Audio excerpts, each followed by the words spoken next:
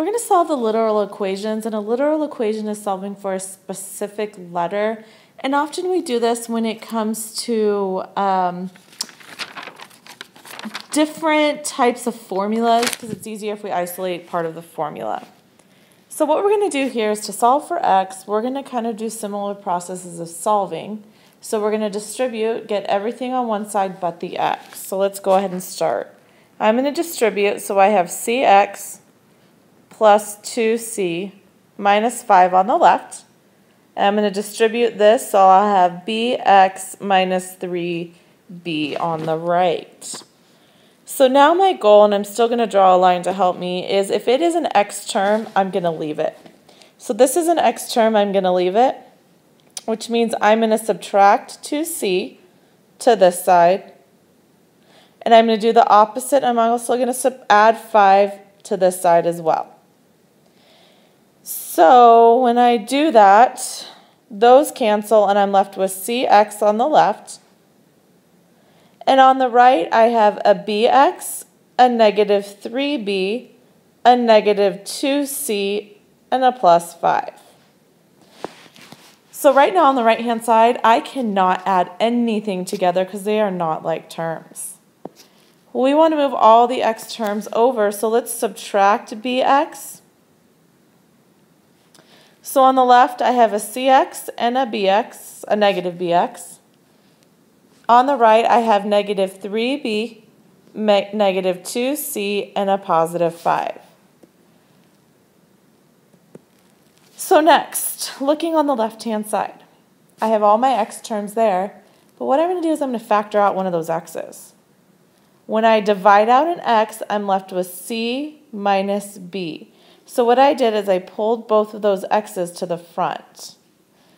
And then on the right-hand side is the same thing. So my last step really truly here is now I have x times a quantity. To get x by itself, I'm going to divide by that quantity. What I do to one side, I do to the other.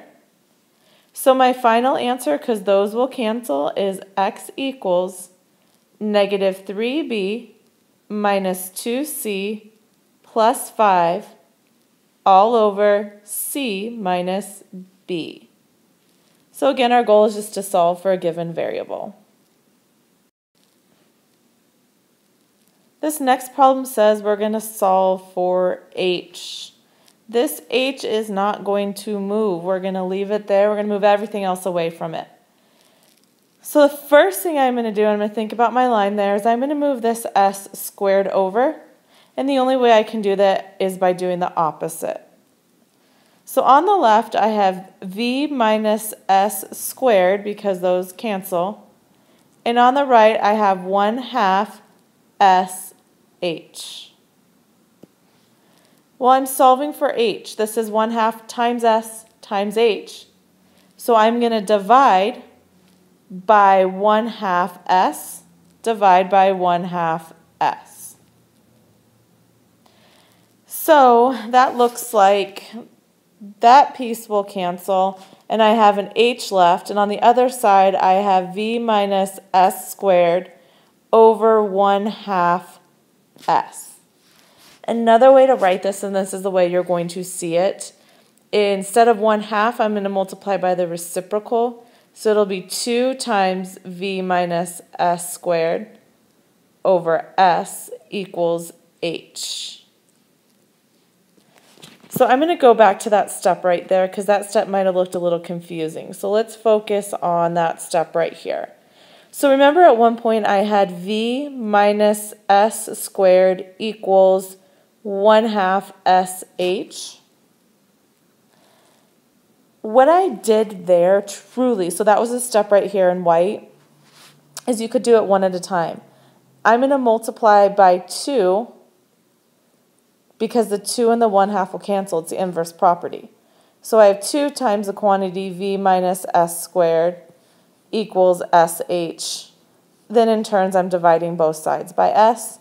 So that is another way to look at it, is to say that h, because those cancel, equals 2 times v minus s squared all over s. Last one here, we're looking at the Celsius and Fahrenheit formula. I'm going to rewrite this more in the center so that I can work with it and you can see all the steps. All right, my goal is to solve for F. I want to turn this, because right now this is Celsius equals, and I want to know the conversion for Fahrenheit. So I'm going to go ahead and start by getting rid of this little guy right here. So I'm going to multiply this by its reciprocal, which is 9/5. What I do to one side, I do to the other, because the 9s and the 5s will cancel, and I have 9/5 C equals Fahrenheit minus 32. Now to get F by itself, I'm going to move this to the other side. So I have 9/5 Celsius plus 32 equals F. But most often it's best if you write the isolated one on the left. So Fahrenheit equals 9/5 Celsius plus 32 degrees.